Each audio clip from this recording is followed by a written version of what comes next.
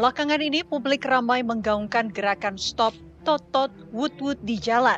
Seruan ini muncul sebagai bentuk protes agar para pejabat maupun pengguna jalan tidak lagi menyalakan sirine, strobo, dan rotator secara ilegal. Gerakan warga menolak sirine dan strobo tidak pada tempatnya viral setelah demo rusuh pada akhir Agustus lalu.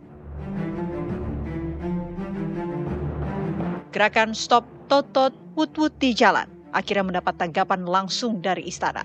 Istana melalui Menteri Sekretaris Negara Mensesnek Prasetyo Hadi meminta para pejabat publik memperhatikan kepatutan dalam penggunaan sirine di jalan raya. Kami, Kementerian Sekretariat Negara dulu juga sudah pernah membuat surat edaran kepada seluruh jajaran pejabat negara yang menggunakan fasilitas-fasilitas pengawalan bahwa memang ada undang-undang yang mengatur itu, tetapi lebih daripada itu yang kalaupun kemudian fasilitas itu dipergunakan, tentunya kita harus memperhatikan kepatutan, kemudian memperhatikan ketertiban masyarakat pengguna jalan yang lain, sehingga bukan berarti menggunakan fasilitas tersebut terus boleh semena-mena atau boleh semau-maunya itu ya terus yang kita dorong.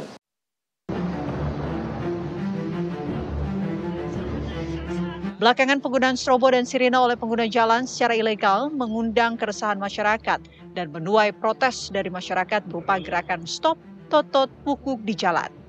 Lantas, akankah sentilan warganet dan Istana akan mengurangi penggunaan rotator dan sirine secara tak wajar saat melintas di jalan umum?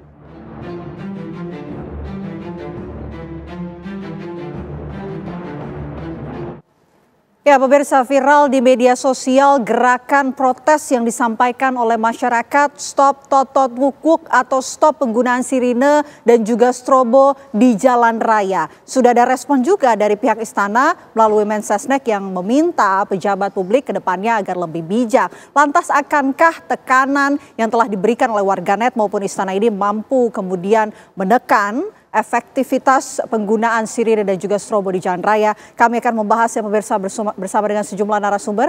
Saya akan perkenalkan sudah hadir di studio bersama saya malam hari ini ada Jusri Pulubuhu, praktisi keamanan berkendara. Selamat malam Pak Jusri. Selamat malam Mbak. Sehat Pak? Selamat malam Purbica. Oke. Selain Pak Jusri juga kami sudah terhubung pemirsa bersama dengan Dirgakum Korlantas Polri Brigjen Pol Faisal. Selamat malam Pak Faisal. Selamat malam Mbak. Selamat malam. Selamat malam Jenderal. Pertama kita ke malam Pak Jusri. Baik. Pertama kita ke Pak Faisal terlebih dahulu ya Pak Jusri. Silahkan. Karena kita ingin dengar begitu bagaimana Pak Faisal sebetulnya aturan dari penggunaan sirine dan juga strobo di jalan raya Pak. Ya, terima kasih Mbak. Selamat malam Mbak, Pak Jusri. Jadi kami menyampaikan memang di dalam aturan Undang-Undang Nomor 22 Tahun 2009 di pasal 59 ayat 5 itu penggunaan lampu termasuk sirine itu sudah diatur.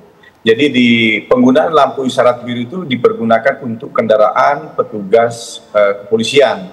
Kemudian lampu isyarat warna merah dengan sirinenya digunakan untuk kendaraan tahanan, kemudian pengawalan TNI, damkar, ambulans, palang merah dan rescue serta jenazah. Kemudian lampu isyarat warna kuning ini tanpa sirine. Ini warna kuning tanpa sirine itu digunakan untuk kendaraan bermotor patroli termasuk pengawas-pengawas tol dan juga kendaraan-kendaraan berat yang sumbu 3 atau lebih biasanya digunakan untuk memberikan isyarat bahwa ini adalah muatan berat. Itu 3 terkait masalah penggunaan sirine kemudian strobo gitu Mbak. Kemudian nanti diatur lagi di pasal 135 di Undang-Undang Nomor 20 Tahun 2009 ada 7 kendaraan yang mendapatkan prioritas untuk diberikan jalan dan juga diberikan prioritas untuk mendapatkan pengawalan. Demikian Pak. Oke, baik Pak, kita ingin lebih clear lagi mengenai siapa-siapa saja yang berhak menggunakan atau mengeluarkan sirine maupun menggunakan lampu strobo ini. Siapa-siapa saja sih Pak yang berhak? Yang berhak yang tadi saya sampaikan itu petugas kepolisian, kemudian dari damkar, kemudian ambulan, kemudian dari rekan-rekan TNI, termasuk juga dari teman-teman Satpol PP dan Disub. Tapi penggunanya untuk Satpol PP dan Disub itu ada ruang lingkupnya. Kemudian kendaraan-kendaraan lain yang tadi saya sampaikan tadi, yaitu hanya kendaraan berat saja, petugas patroli untuk tol itu yang hanya menggunakan sirine, tidak ada, hanya menggunakan lampu, tidak menggunakan sirine dan sebagainya. Nah, untuk penggunaan ini yang sekarang lagi marak, memang ini menjadi juga pekerjaan rumah kami karena banyak sekali penggunaan strobo maupun sirine yang dipergunakan oleh kendaraan-kendaraan yang berplat bukan dari ketentuan yang diatur dalam pasal 59 ayat 5 tadi, Mbak.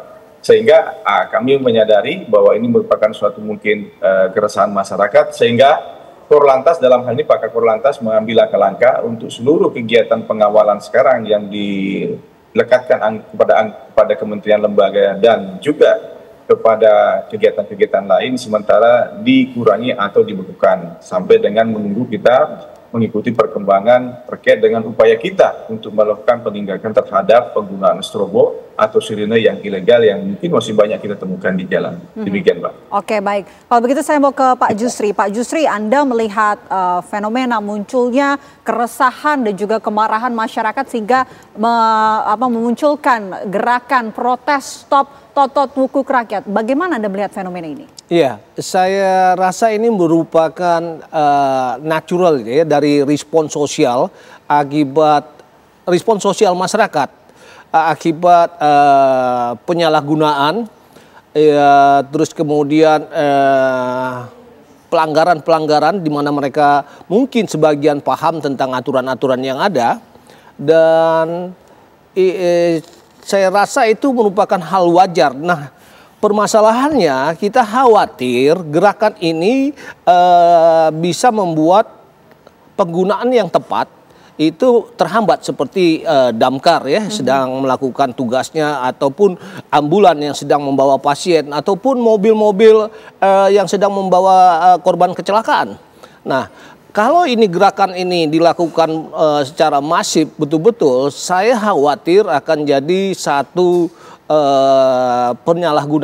dampak buruk daripada kelompok prioritas tersebut. Misalnya pasien atau ambulan atau damkar yang sedang menuju lokasi ya.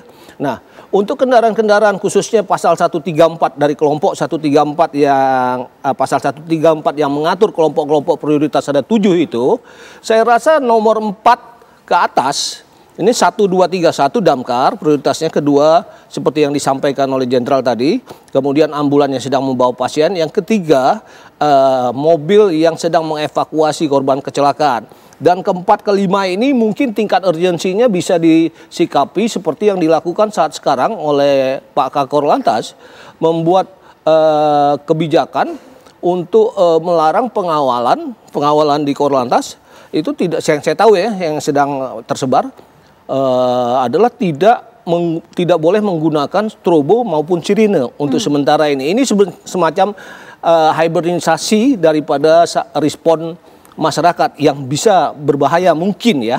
Jadi menurut saya ini harus berhati-hati masyarakat juga dalam melakukan kampanye anti totot dan wuk-wuk ini juga berhati-hati. Mereka harus bisa melihat, memprioritaskan damkar dan ambulan. Saya rasa begitu. Dengan demikian kita bisa mengontrol kepentingan-kepentingan dari kelompok-kelompok tertentu tersebut.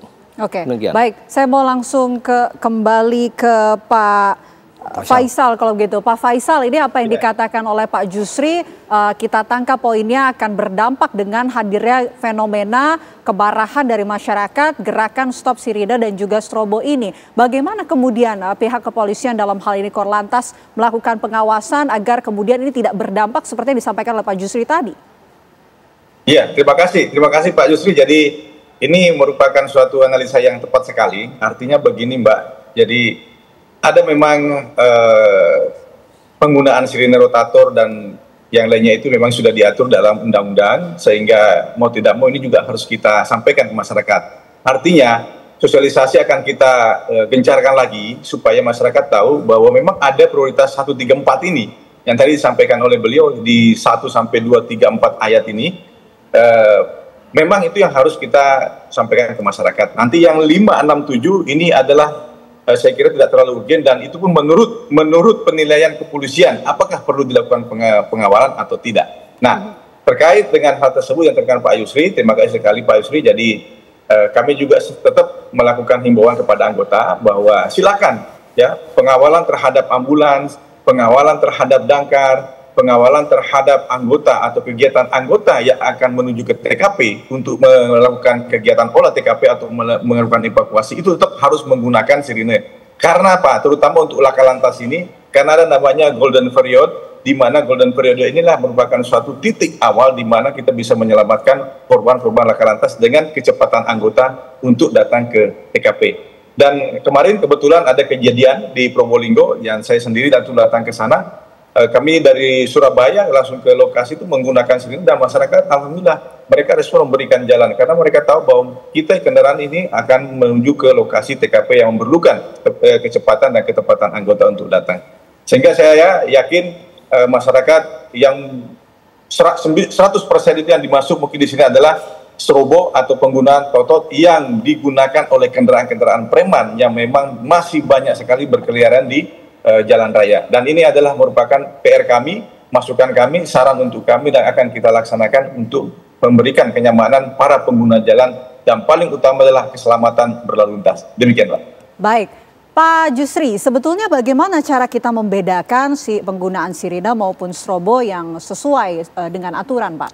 Oke, yang mungkin sebagai pengamat saya lebih bisa merekomendasi kepada pengguna jalan lainnya yang tidak masuk kepada 7 kelompok yang tertuang pada aturan hukum itu, dengan memperhatikan jenis kendaraannya. 2 kendaraan yang paling prioritas adalah damkar dan ambulan. Yang lain itu memang ada 1 kendaraan, 1 kelompok, yaitu yang nomor 3, yaitu kendaraan yang sedang mengevakuasi korban kecelakaan. Ini tidak ada atribut, bisa saja angkutan plat kuning, bisa saja plat hitam, kita nggak tahu. Di belakang dia tidak punya sirine pastinya, tidak punya strobo, dia punya klakson-klakson. Nah, dalam hal ini para pengguna jalan selain tertib juga, mereka juga harus punya empati dan kemampuan kognitif dalam melakukan penilaian tentang dalam konteks ambulan atau dalam konteks sirine bunyi ini. Kalau dia bisa melihat dari objek itu adalah kendaraan damkar ataupun ambulan, segera prioritaskan seperti di luar negeri.